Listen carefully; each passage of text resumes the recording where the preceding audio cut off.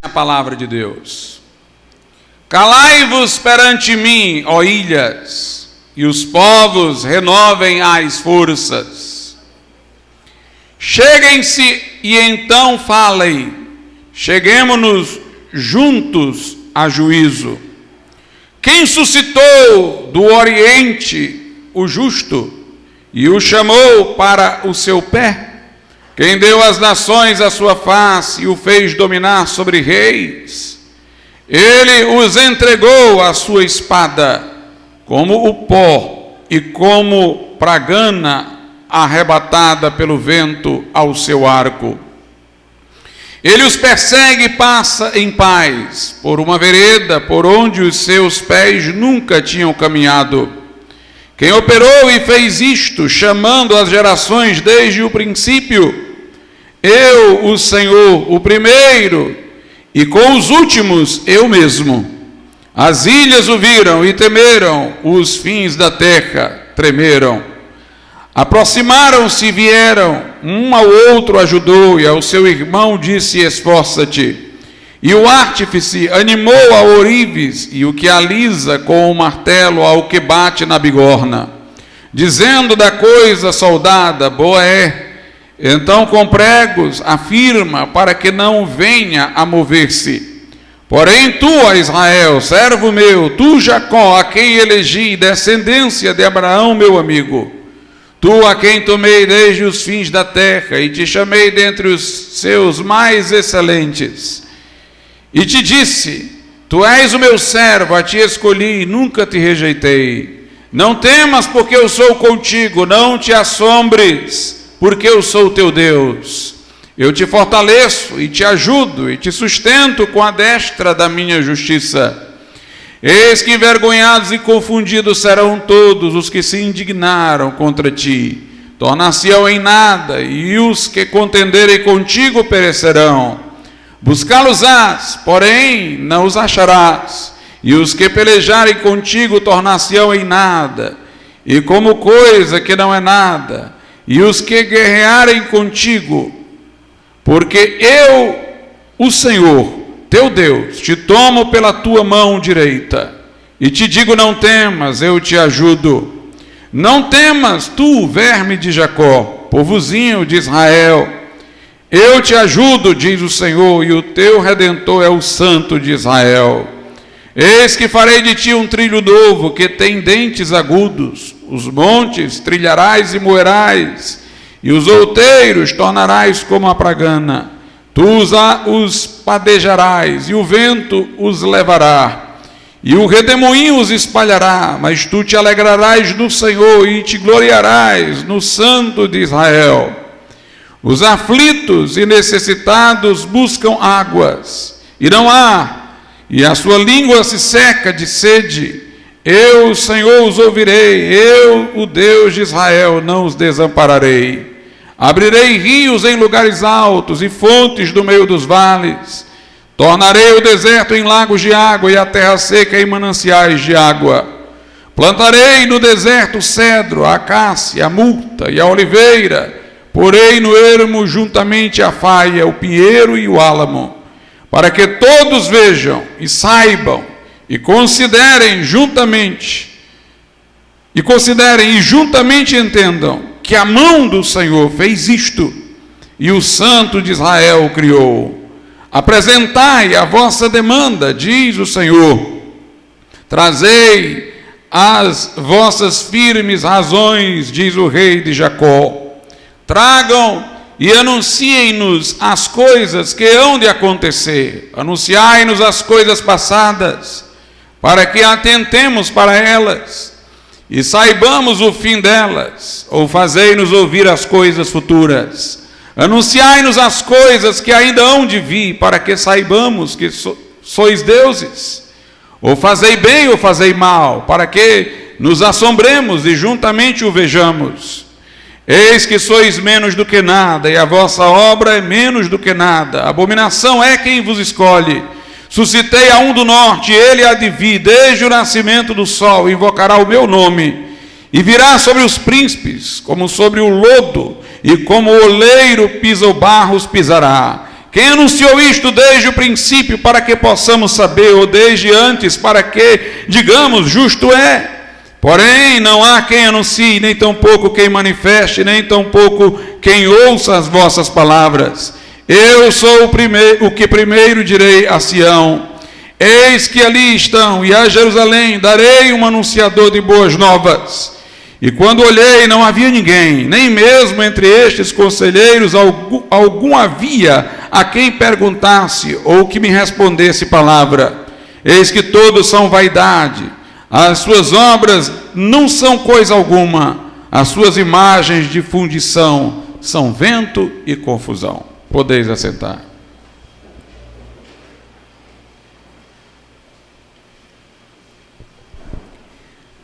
Isaías, irmãos, em muita parte do seu livro, falou para Israel, para Judá em particular.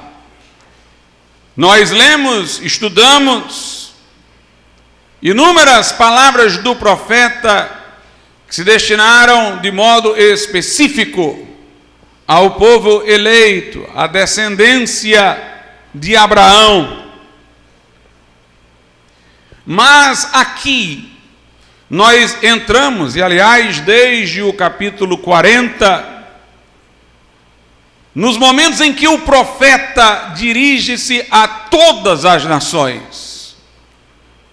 Ele já não é mais apenas um profeta que tem uma mensagem para Israel. Ele é um profeta que tem uma mensagem para os povos.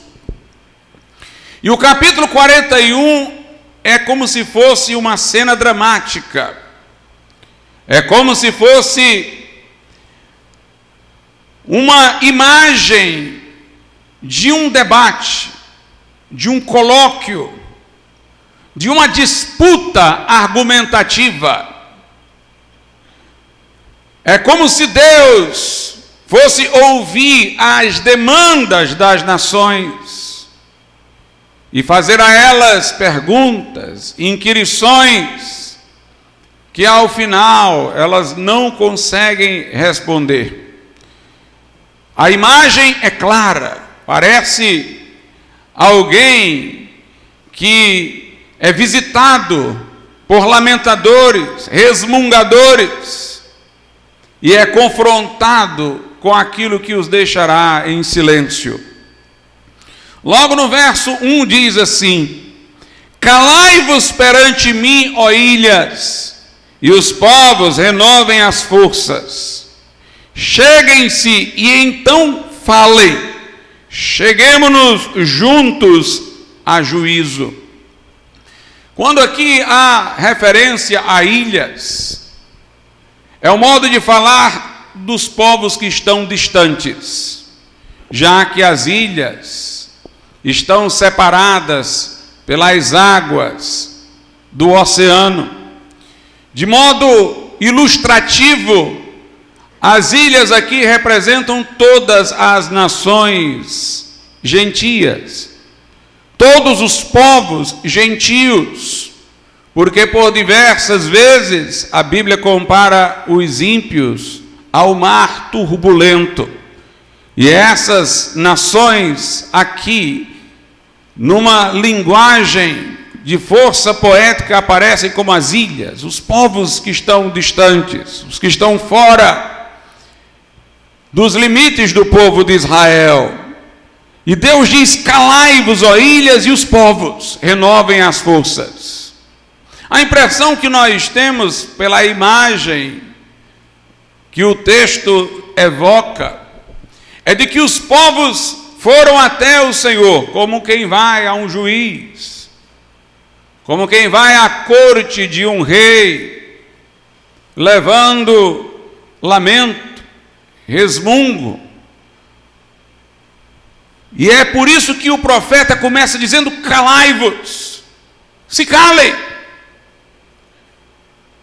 Nós temos aqui, irmãos, algo que nós vemos acontecer muito no mundo de hoje, em relação aos assuntos comuns da vida, seculares, embora muitas vezes ideológicos. Pessoas que não gostam de raciocinar, que não gostam de argumentar, gostam de ganhar pelo grito. Aquilo que se chama de democracia vem indo à ruína por causa dos lobbies, dos grupos de pressão. E aí nós temos aqueles grupos que conseguiram aparelhar instituições e fazer valer a sua vontade, muitas vezes com desdém pela vontade da maioria, pelo processo democrático. Tentam ganhar usando a mídia para criar estigmas em pessoas, ganhar no grito. Eles não gostam de argumentar, eles não gostam de lógica, eles não se incomodam de serem contraditórios. Eles querem ganhar pela insistência, pela pressão, pela articulação. Não interessa a eles a verdade. O que interessa é a vontade, que aquilo que eles caprichosamente desejam, inventam, prevaleça. Seja aquilo verdade ou não, um conceito que eles já abandonaram para se entregar ao relativismo, ao ceticismo, ao subjetivismo, à mera opinião. E eles não querem debater. E quando debatem, são envergonhados, mas aí partem para as agressões pessoais, para os estigmas. As nações é como se estivessem diante de Deus aqui, resmungando, lamentando, mas não argumentando, como se pudessem disputar com Deus no grito. Mas o nosso Deus, irmãos, ele não é corruptível. Ele não se dobra a gritos, a articulações humanas. Ele não é manipulável. Ele é soberano e ele não apenas leva em conta a verdade, como ele é o padrão último da verdade. E por isso, nessa reunião, cujo cenário aqui é montado pela linguagem do profeta, Deus diz às nações que vêm no grito, que vêm resmungando: calai-vos, se calem. Mas isso não significa que Deus não queira ouvi-los. Deus não quer ouvir o grito deles. Deus quer que eles apresentem razões. Veja o que diz o texto todo, do verso 1. Calai-vos perante mim, ó ilhas, e os povos renovem as forças. Ou seja, se equilibrem aí. Então cheguem-se e então falem. Cheguemos-nos juntos a juízo. Vamos formular um juízo juntamente, conjuntamente. Mas da forma como chegaram, Deus não quis. Calem-se. Se ajeitem aí. E depois que vocês se ajeitarem, pararem de querer vencer no grito, nós vamos conversar. Vocês vão poder falar. Deus aqui até em condescendência usa a primeira pessoa, usa o plural, incluindo a si mesmo. Cheguemo-nos. Cheguemo-nos. Vamos juntos a juízo. As nações deste mundo, irmãos, resmungam contra Deus. O Salmo 2 fala disso. Que as nações dirão que vão quebrar as algemas de Deus, como se Deus as escravizasse, que vão se levantar uma contra o Senhor e contra o seu ungido, mas lá o Salmo diz que Deus se rirá deles. No Apocalipse nós vemos, na grande tribulação que ainda virá, o anticristo formando um governo mundial, E as nações estarão contra Deus e contra Israel, o povo a quem Deus fez as suas promessas. A batalha do Armagedon é o mundo contra Deus, é o mundo contra Israel.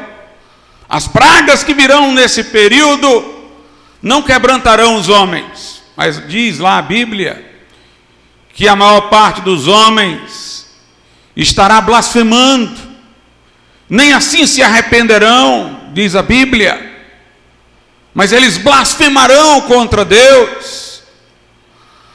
No passado nós ainda víamos uma sensibilidade no mundo, diante de necessidades e aflições. Pessoas individuais e nações como um todo iam a Deus, rogavam por orações, mas no secularismo que nós vemos hoje, as nações em meio aos seus problemas não recorrem a Deus. Elas blasfemam de Deus. Arrogantemente elas mostram confiar em seus próprios recursos. O que nós vemos pelas ideologias como de gênero, a que favorece é o aborto, a sodomia, que está vindo de pautas de grandes organizações mundiais, como a ONU. O que nós vemos são os homens se levantando contra Deus como a Torre de Babel, que quis unir a humanidade no início, mas para levantar o nariz diante de Deus. E nós vemos a que fim foi destinada aquela Torre de Babel e a sorte que tiveram aqueles homens. Deus, irmãos, poderia simplesmente dizer calai-vos e pronto. Mas o nosso Deus, que é autoridade, nunca foi autoritário, no sentido em que os tiranos da terra o são. Deus quis ouvir a confissão de Adão, quando este pecou. Adão, onde estás? Ele poderia ter ido com acusação, mas ele foi com uma indagação, para que Adão mesmo confessasse o seu pecado. O Deus que pronunciou palavras de maldição sobre a terra, sobre a humanidade caída, no mesmo momento trouxe conforto, prometendo o Redentor que esmagaria a cabeça da serpente. Porque o nosso Deus é um Deus de amor, nos fez a sua imagem e semelhança, nos dotou de racionalidade. E Ele leva em conta aquilo que nos deu. E aqui diz, calai-vos, porque estavam as pessoas frenéticas na imagem, as nações estavam desafiando Deus. E Deus diz, calai-vos, mas depois Ele diz, cheguem-se, e então falem, cheguemo-nos juntos a juízo. Nessa época da profecia, não em que Isaías estava profetizando, mas sobre a qual Isaías estava profetizando, essa é uma palavra para o porvir. Nesta época, seria a época em que a nação de Israel estaria sob cativeiro na Babilônia. A Babilônia venceu o povo de Israel, os levou cativos, fez com que a cidade ficasse entregue aos estrangeiros, a cidade de Jerusalém, o templo entrasse em ruínas, foi saqueado o templo, os bens do templo, e foi o período de grande lamento e tristeza para o povo de Israel, longe de sua terra, humilhado. E foi a era, digamos assim, do primeiro dos 4 grandes impérios mundiais, conforme Daniel. Israel teve problemas com o Egito, com a Síria, mas foram coisas mais localizadas. A partir da Babilônia há uma sequência de grandes impérios. Babilônia, Império Medo-Persa, Grécia, que é o Império Macedônio, e o Império Romano. A era dos impérios, das dominações mundiais. E quando Deus aqui está falando calai-vos, é todas aquelas nações que estavam encampadas pelo domínio da Babilônia, que estavam imbuídas do espírito arrogante do grande império babilônio, onde a nação de Israel estava subjugada. Mas Deus diz assim no versículo de número 2: quem suscitou do Oriente o justo e o chamou para seu pé? De quem o profeta está falando aqui? Ele está dizendo que os povos se calem, ele está chamando o povo à reflexão, os povos à reflexão, e ele vai começar a lançar perguntas reflexivas. Essas perguntas, irmãos, são para mostrar quem é o dono da história. Quem é o dono da história? Se há uma discussão, é porque presume-se que haja verdade. Qual a verdade? Calai-vos, não é no grito que se impõe sentido às coisas. É numa demanda de argumentações para a qual Deus chama os povos. Mas se há uma discussão, a verdade. A Bíblia é um livro que defende verdade objetiva. Existe uma verdade sobre a história. A história não está à mercê de acontecimentos circunstanciais, acidentais, contingentes, sem que tenha um supervisor que imponha limites e dê uma direção. A história é controlada por aquele que é o rei dos séculos, por aquele que é rei dos reis e senhor dos senhores. Por isso, por mais que as coisas pareçam sombrias no mundo, nós nunca devemos perder as esperanças. Por mais que nossa vida, servindo a Deus, esteja balançada por problemas, nós devemos confiar naquele a quem entregamos a vida, porque o nosso Deus é o Senhor da história. A história tem um sentido, tem um propósito, e Deus é aquele que é a chave do sentido. E Deus é aquele que dá direção ao propósito. E Deus aqui está mostrando isso. Vocês querem gritar? Parem. Querem discutir? Vamos então ver quem é que tem o domínio das coisas. E aí ele faz essa pergunta: quem suscitou do Oriente o justo e o chamou para seu pé? Ele está falando de Ciro, irmãos. Ciro, através do Império Medo-Persa, faria sucumbir o Império da Babilônia. Mas não apenas isso. Ao contrário da Babilônia, que fora perversa com o povo eleito, Ciro seria benevolente. Não apenas derrotaria a Babilônia, mas Ciro permitiria ao povo voltar à sua terra, o povo de Israel voltar, regressar à sua terra. Baixaria um decreto para eles retornarem, daria autorização para eles reconstruírem os muros, daria autorização para eles levantarem o templo outra vez. Muito embora não fosse um judeu, fosse do Império Medo-Persa, muito embora até onde saibamos nós não temos como comprovar uma conversão nele, ele foi usado por Deus. Foi usado por Deus e Deus está prenunciando.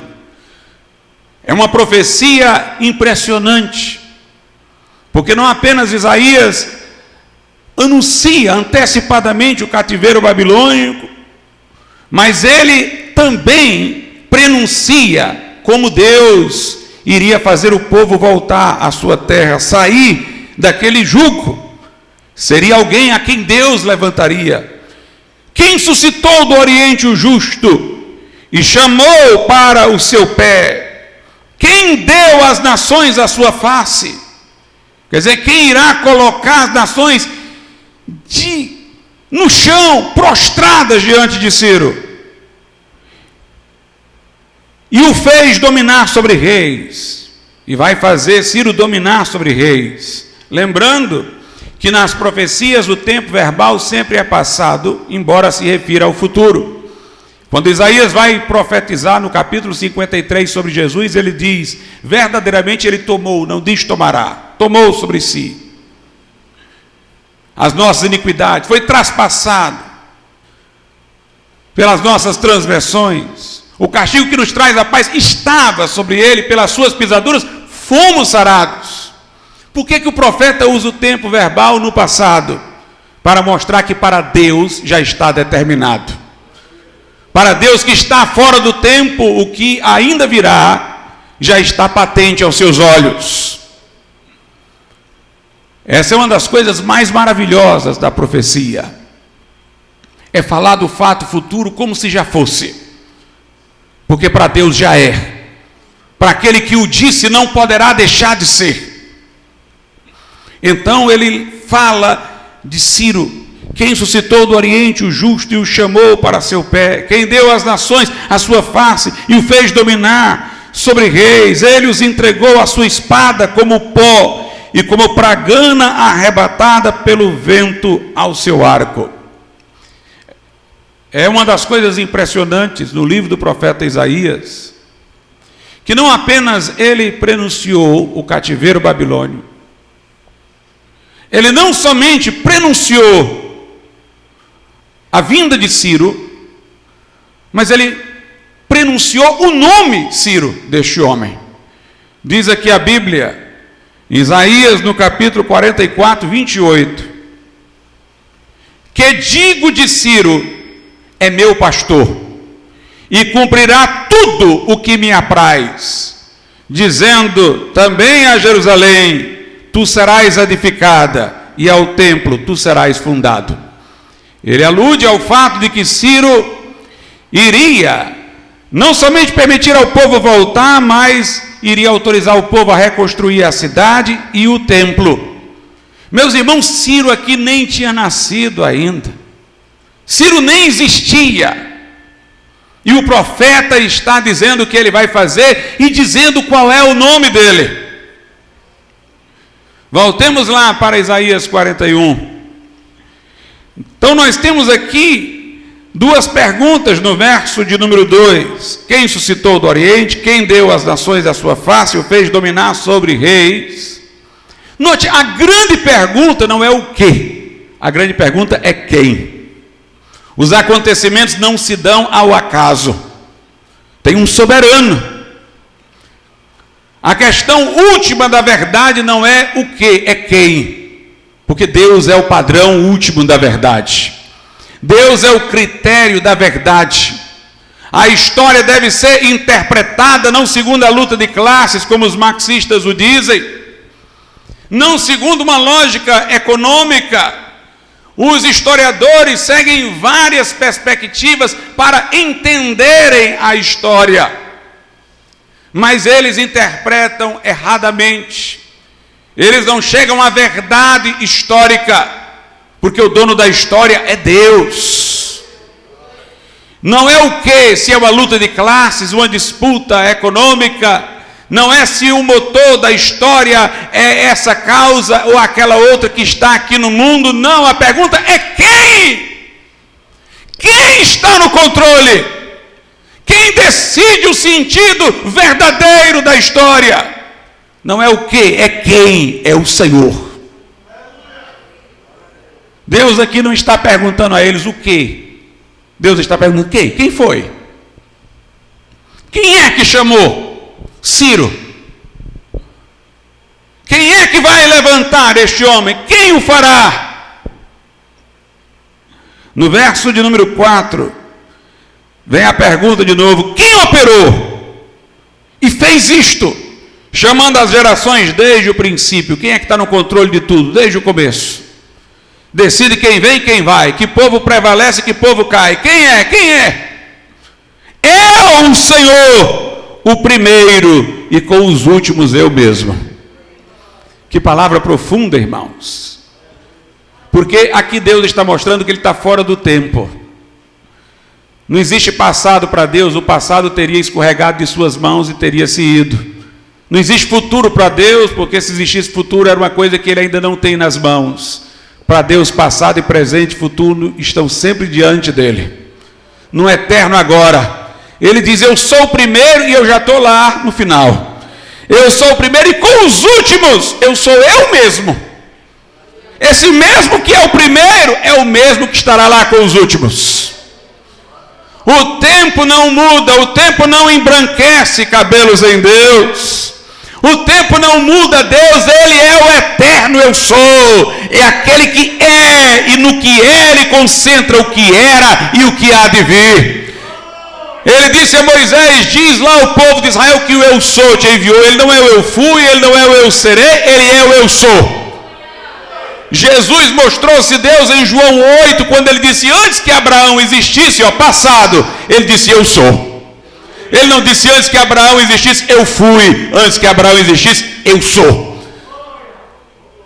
Passado, presente e futuro estão diante deles. Eu sou o Senhor o primeiro, e com os últimos eu mesmo. É Deus que governa a história. É interessante, irmãos, como é a visão da Bíblia de história.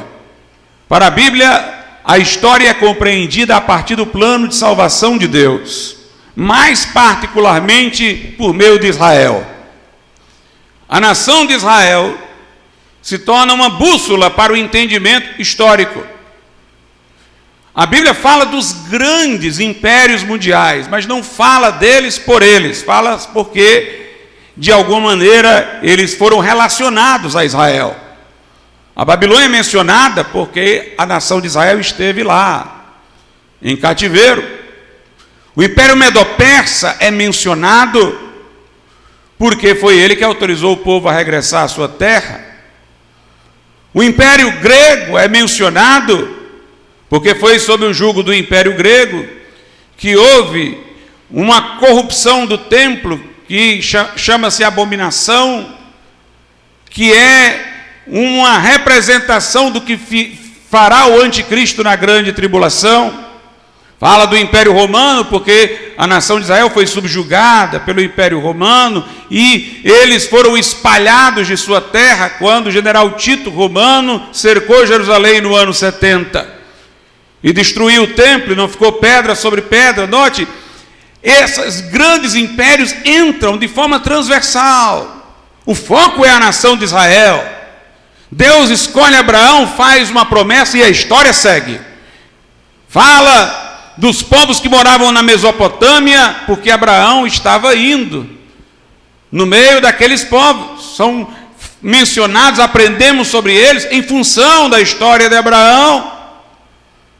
Abraão gera Isaac, Isaac, Jacó, Jacó, os filhos que vão ser pai das tribos, que vão se multiplicar no Egito. Aí fala-se do Egito porque foram escravizados no Egito. Fala da Síria porque a Síria os ameaçou. Dos 4 impérios porque a história de Israel está relacionada a eles. Enquanto os marxistas veem a história por uma relação de exploradores e explorados, uma luta de classe, é isso que os interessa. Quando eles olham para a história, para nós devemos olhar à luz de Israel, do plano de Deus que se desenrola através de Israel. Alguém diz: pastor, mas não tem a igreja? Sim, mas até a igreja é entendida à luz de Israel. Por que a igreja existe? Porque o povo de Israel recusou o Messias. Jesus veio para o que era seu, os seus não receberam, mas a todos quanto receberam, deu-lhes o poder de serem feitos filhos de Deus. A igreja, nesse presente momento, é o povo para o qual Deus faz voltar suas atenções, enquanto a nação de Israel como um todo ainda rejeita o Messias. Mas a Bíblia diz que o endurecimento veio a Israel até que haja entrado a plenitude dos gentios. Quando chegar a hora de Deus restaurar Israel e a igreja formar o número determinado, a igreja será arrebatada e virá a grande tribulação, onde o anticristo irá regimentar forças dentre as nações contra a nação de Israel. Até a igreja é entendida em função de Israel. É o que Paulo diz. A igreja é um mistério não pré-delineado claramente nas profecias do Velho Testamento e que se tornou revelado agora com a rejeição da nação de Israel. Mas nós entendemos que o tempo da igreja no mundo está próximo de acabar, porque a nação de Israel voltou à sua terra, como foi profetizado. O que é necessário para que ela também seja restaurada espiritualmente.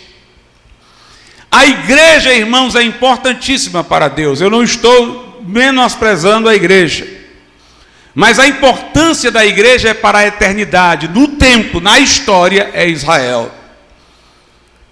Teremos uma posição maior do que a de Israel, porque um dia acabará essa divisão de nações, depois do milênio.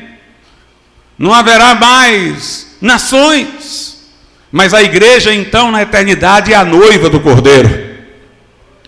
A igreja é o povo que Deus escolheu, mas que tem cidadania celestial. De certa maneira nós não pertencemos à história, nós somos embaixadores do reino futuro. Nós somos nova criação que está em Cristo, nova criatura é, nova criação é. Nós somos cidadãos do que virá, de novos céus, nova terra. No tempo presente nós estamos pregando as boas novas, mas nós somos um povo dentre os povos. Não somos daqui, nossa cidadania é celestial, somos peregrinos. Na eternidade somos a noiva do Cordeiro, temos uma grande importância no mundo sobre-histórico, eterno. Mas no curso dos acontecimentos históricos, a bússola é a nação de Israel.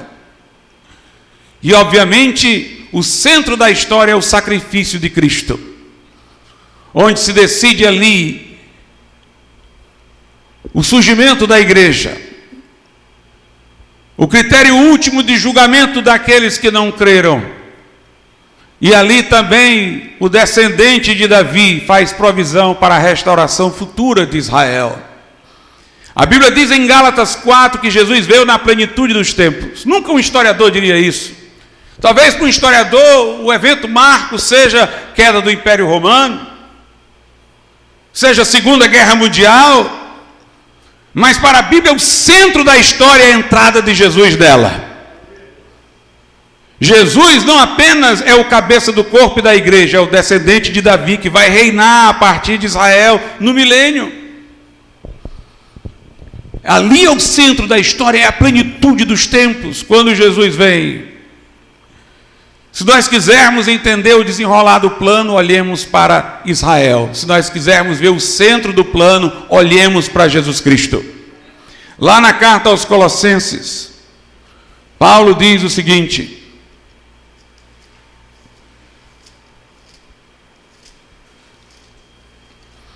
aos Colossenses 1, versículos 16 e 17, sobre Jesus: porque nele foram criadas todas as coisas que há nos céus e na terra, visíveis e invisíveis, sejam tronos, sejam dominações, sejam principados, sejam potestades, tudo foi criado por ele e para ele.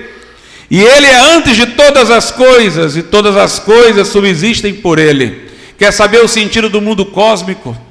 Quer entender como este mundo foi feito?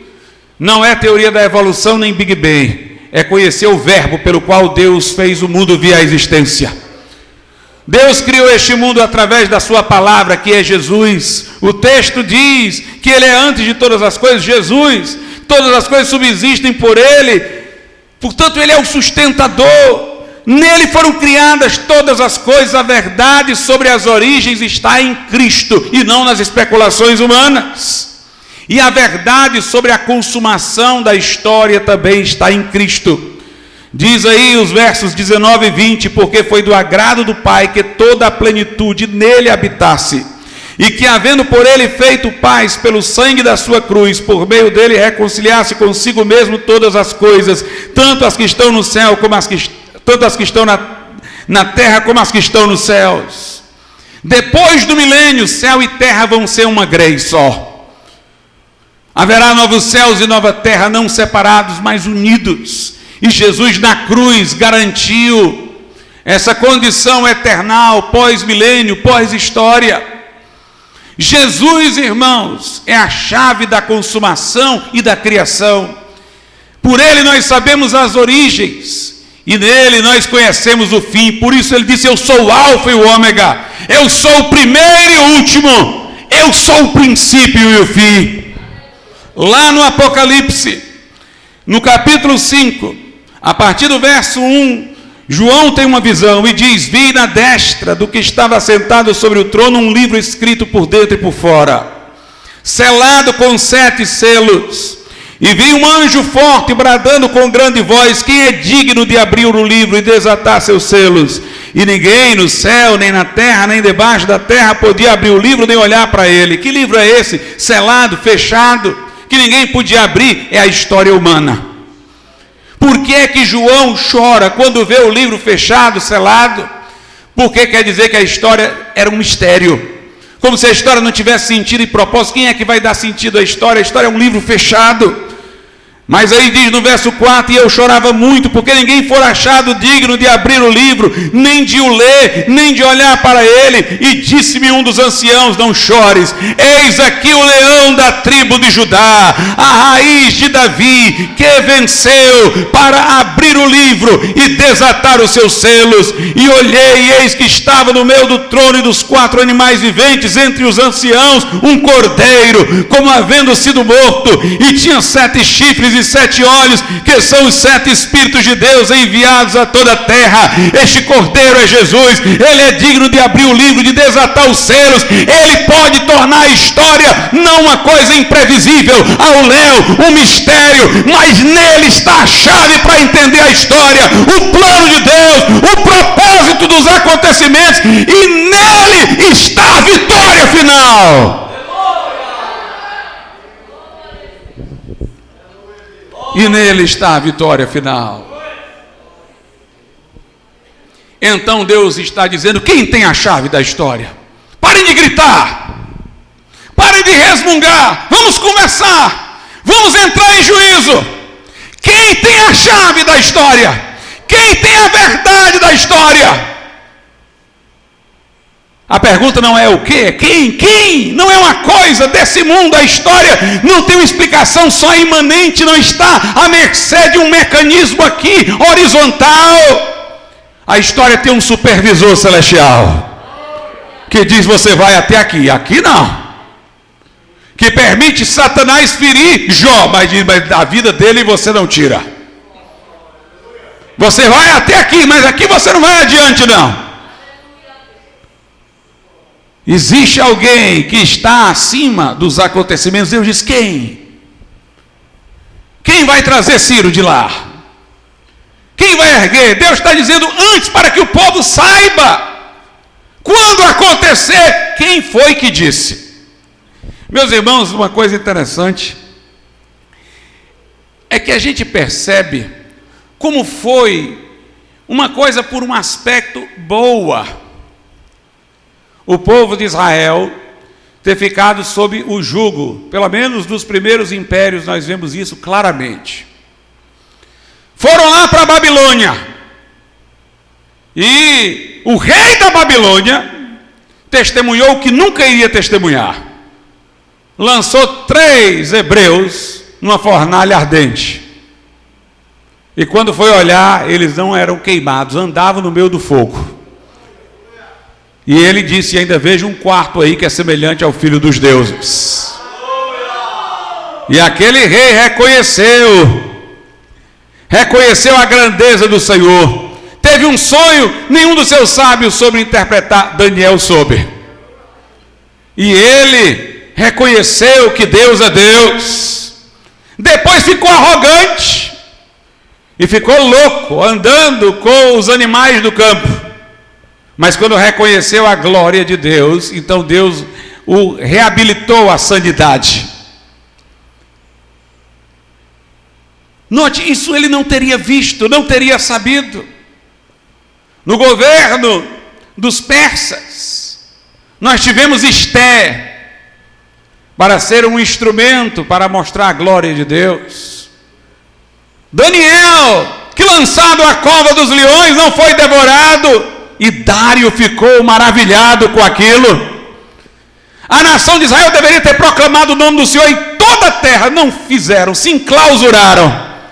Mas aí, levados para fora, os outros povos tiveram a oportunidade de ver que Deus era Deus, como os egípcios viram, como o povo de Jericó viu, que Deus é Deus, que Deus é poderoso.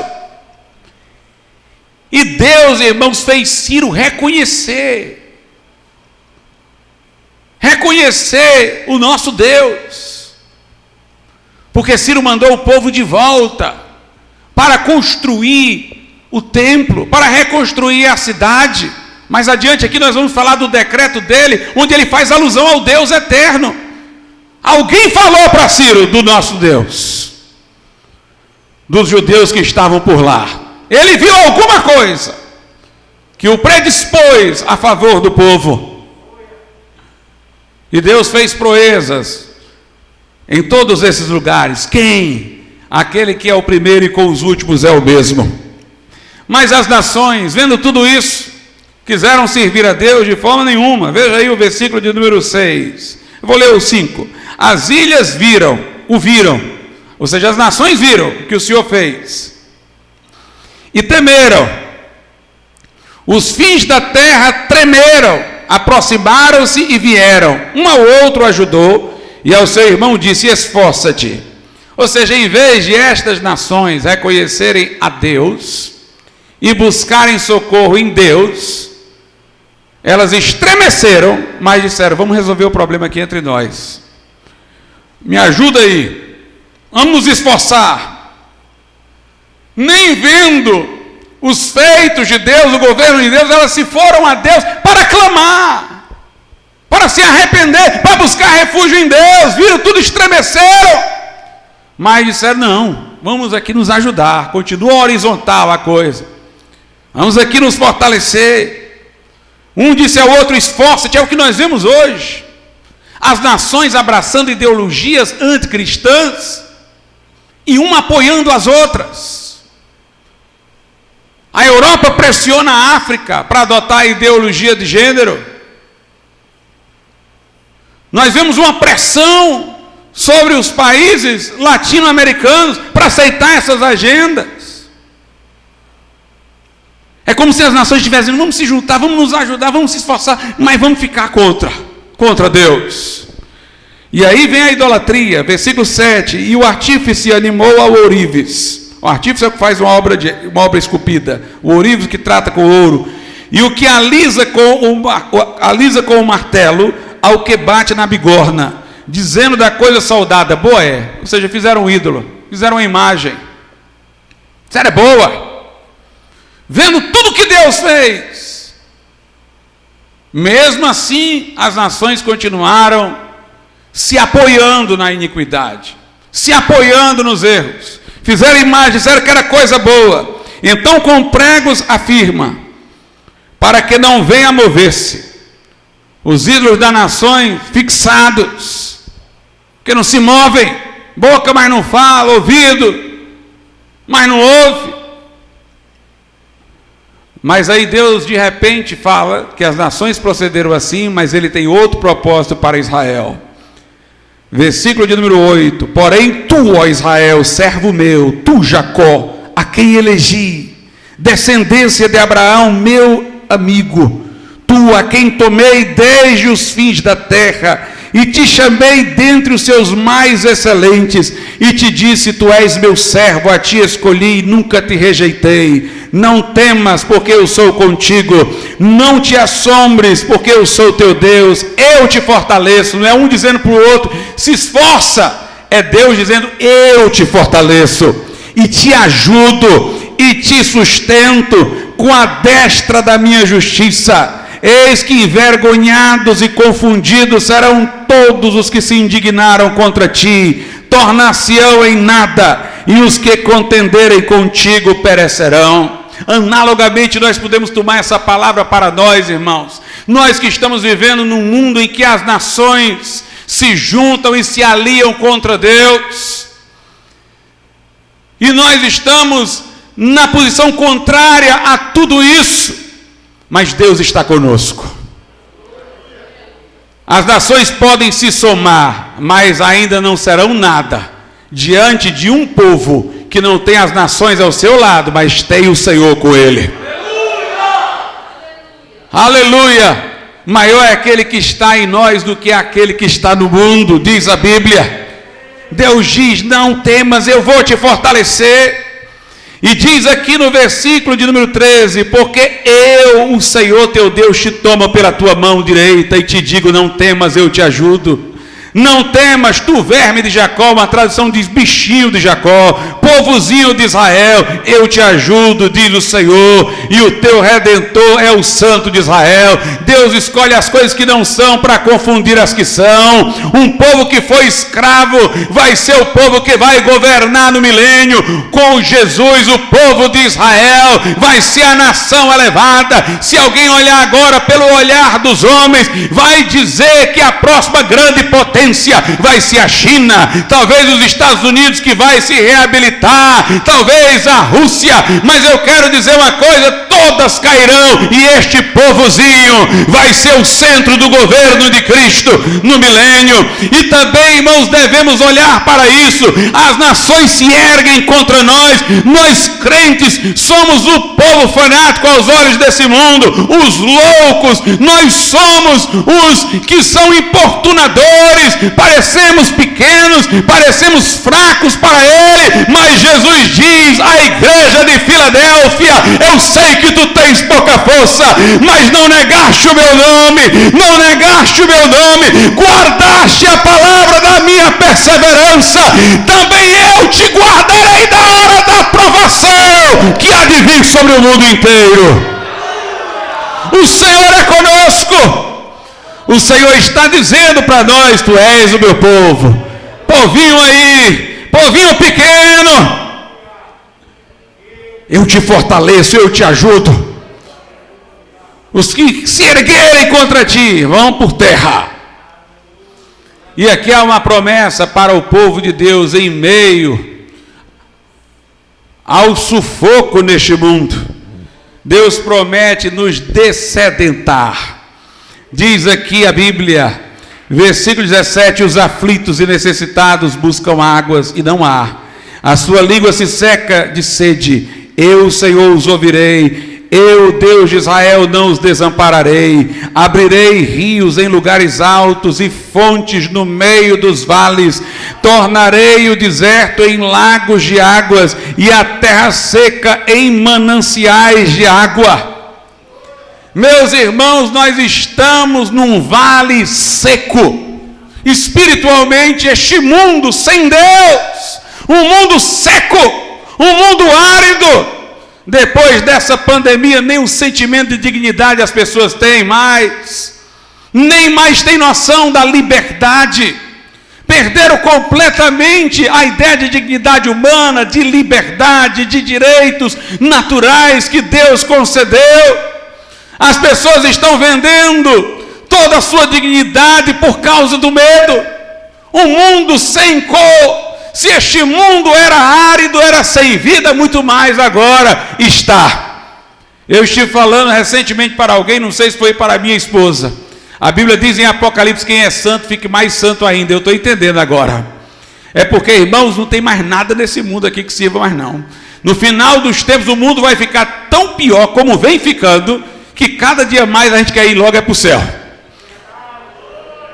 Às vezes tinha aquele crentezinho manco que dizia assim: eu quero ir para o céu, pastor, mas eu quero primeiro casar, eu quero fazer isso, quero fazer aquilo, eu quero fazer aquilo outro e tal. Mas o mundo está, irmãos, tão sem graça para tudo, que é o seguinte: ou a pessoa fica logo para o mundo e se sujeita a tudo isso, e o mundo é assim mesmo e pronto. Quem é injusto fique mais injusto ainda, ou então fica logo mais santo. Não tem mais nada a ver com isso aqui. Pode tocar a trombeta, Jesus, que eu quero ir.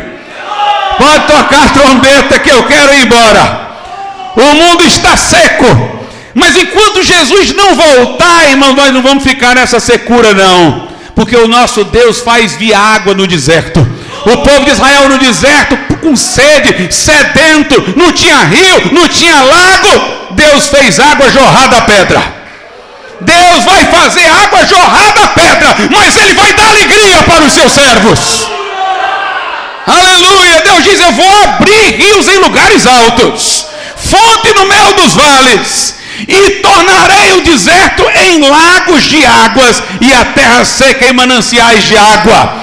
Este mundo é um deserto, não tem nada aqui mais, irmãos, que nos interesse. Os incrédulos estão vivendo na secura, mas o nosso Deus está nos abastecendo, está nos abastecendo, está nos abastecendo. Ali fora é secura, mas tem aqui um rio que alegra a cidade de Deus. Este povo está se alegrando, não neste mundo, não no que está acontecendo, mas daquilo que Deus está derramando agora nesse lugar.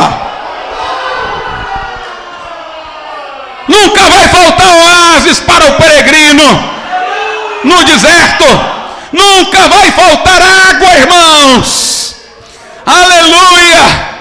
O mundo está ruim realmente, mas o crente está alegre, porque a nossa alegria está no Senhor. Porque na presença do Senhor há fartura de alegria, e a sua mão direita há delícias perpetuamente. Porque ainda que meu pai e minha mãe me desamparem, o Senhor me acolherá. Porque ainda que a figueira não floresça, ainda que a vide não dê o seu fruto, ainda que não haja vaca no curral, ainda que o produto da oliveira minta, ainda que os montes tremam, como diz Abacuque, eu exultarei no Senhor e me alegrarei no Deus da minha salvação.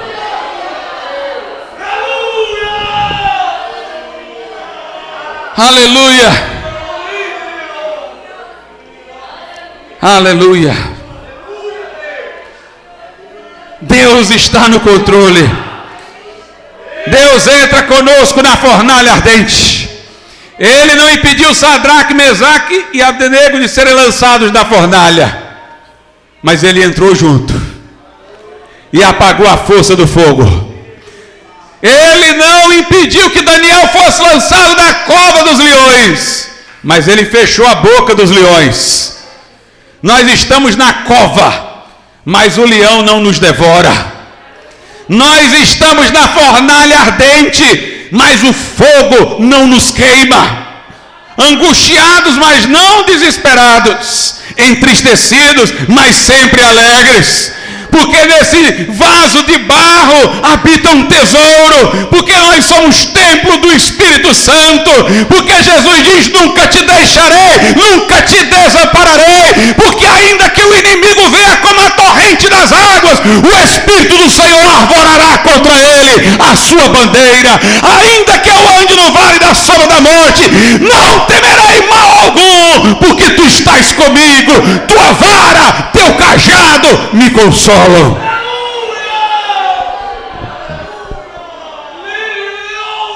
Aleluia.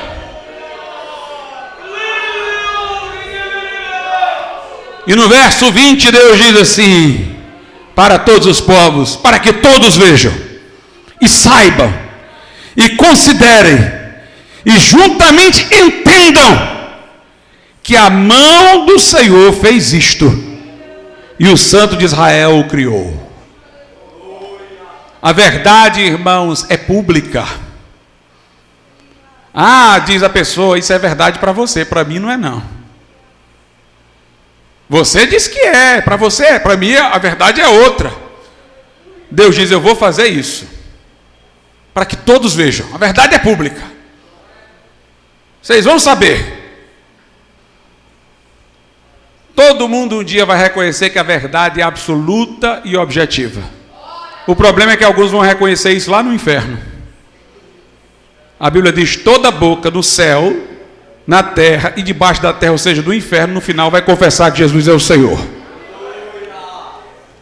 A verdade é pública para que todos vejam. Como aqui é uma reunião com as nações, Deus está argumentando com elas, mostrando a elas para que vejam o cuidado que Ele tem com Israel, mostrando para elas como Ele levantou Ciro e governa os acontecimentos. Deus diz para que todos vejam e saibam e considerem e juntamente entendam que a mão do Senhor fez isto e o Santo de Israel o criou. Deus chama, irmãos, para discussão. Quer discutir com Deus? Deus chama. Versículo 21, apresentai a vossa demanda, diz o Senhor. Traga aí o questionamento, vamos lá.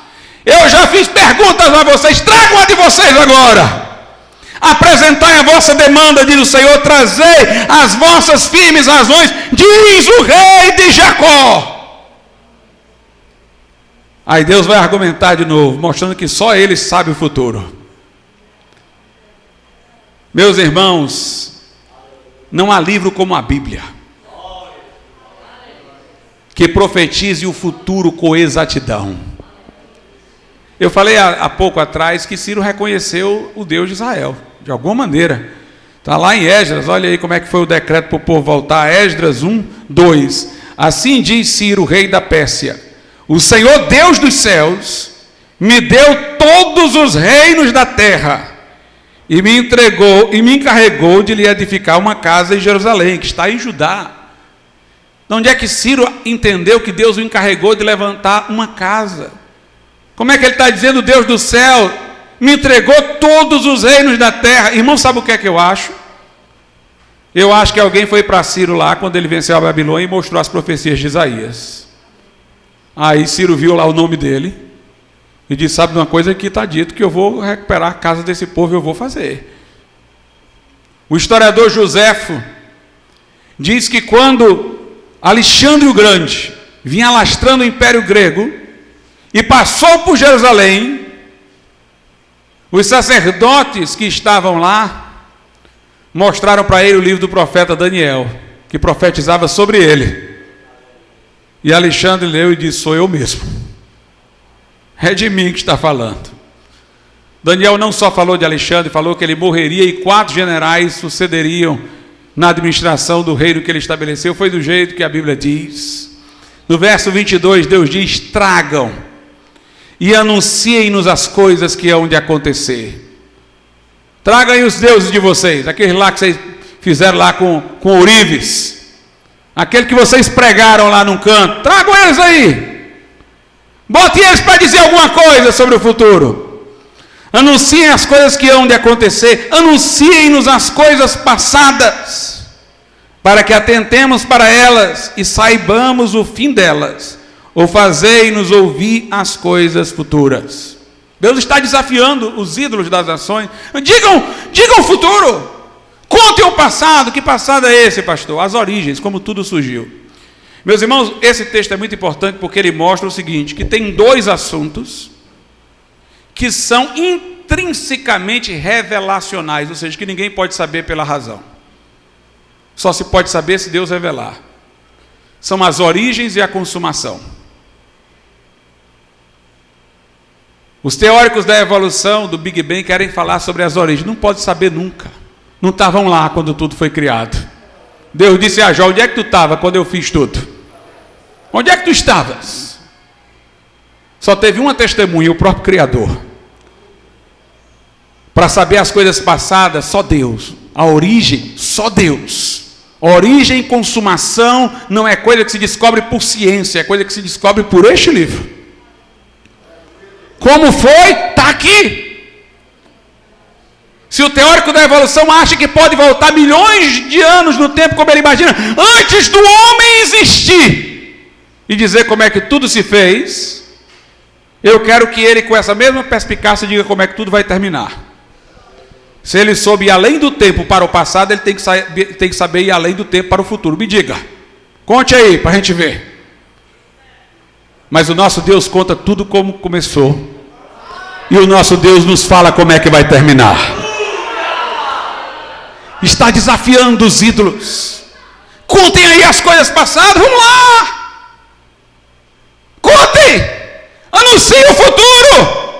Versículo 23, anunciai-nos as coisas que ainda hão de vir, como Deus está fazendo, dizendo que vai levantar Ciro, que o povo vai voltar para a sua terra depois do cativeiro babilônico. Deus está dizendo para os ídolos das nações, façam o mesmo, anunciai-nos as coisas que ainda hão de vir, para que saibamos que sois deuses, ou fazei bem ou fazei mal, faz alguma coisa aí. Os deuses, irmãos, das nações faziam coisas só fora da história. nas mitologias, se falava de coisas que aconteceram lá não sei aonde, não sei quando, por não sei quem. Mas a nação de Israel toda era uma história da intervenção de Deus. Como é que esse povo que foi escravizado do Egito saiu de lá? Foi Deus. Como é que este povo escravo no deserto entrou numa cidade fortificada com muralhas enormes, cheia de guerreiros? Como é que entraram? Foi Deus. Como é que esse povo existe até hoje, meu irmão? Vá atrás aí de Amorreu, Moabita, Perizeu, Filisteu. Não tem. Mas a nação de Israel continua. Todos os impérios que dominaram esta nação caíram. Babilônia, Grécia, Roma, Império Persa, todos esses impérios caíram. Esta nação está aí. Espalharam eles da terra. Eles voltaram.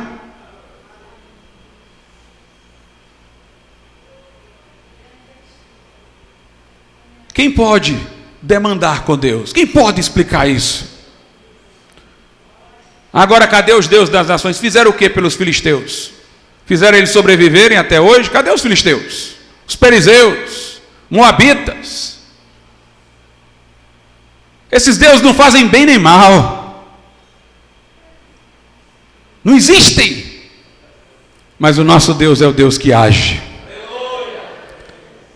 Deus diz aqui no versículo de número 24: eis que sois menos do que nada. Aqui, meus irmãos, o profeta estava colocando para quebrar. Estilo de Lutero mesmo aqui. Eis que sois menos do que nada.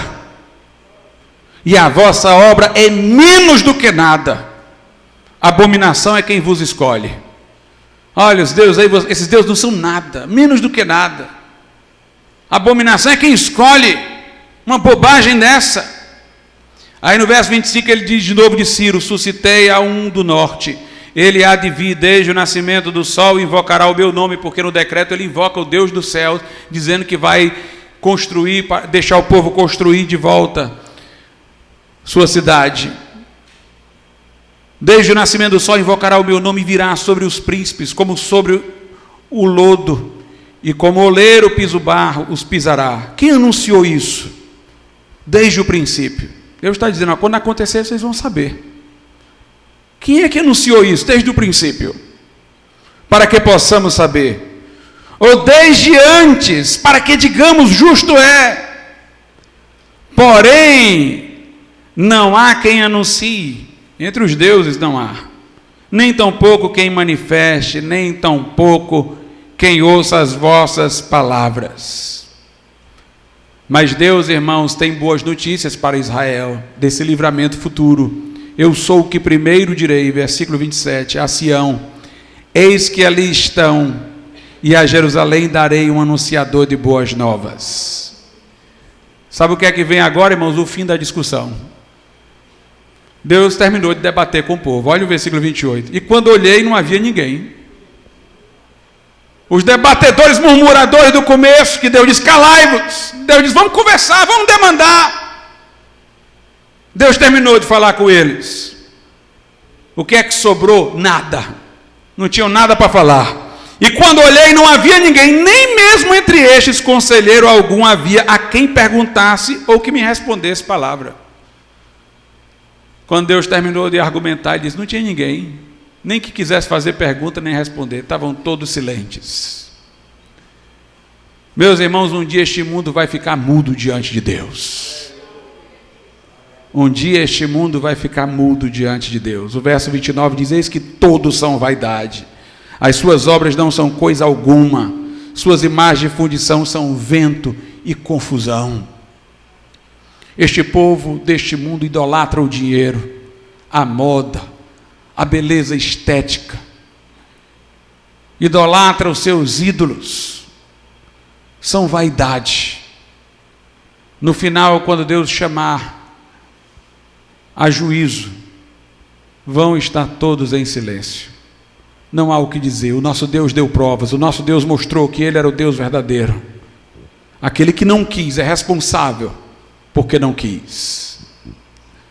Mas nós louvamos a Deus, irmãos, porque podemos já saber da fidelidade da sua palavra, das suas promessas, porque sabemos que Ele governa a história, que Ele é o dono de tudo, de todos, que Ele tem a palavra final.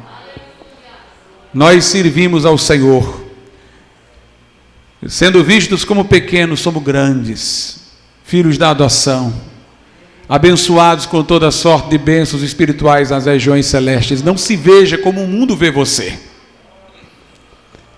Não tenha a sua identidade marcada pela estigma que o mundo lhe dá. Tenha a sua identidade como Deus a revela.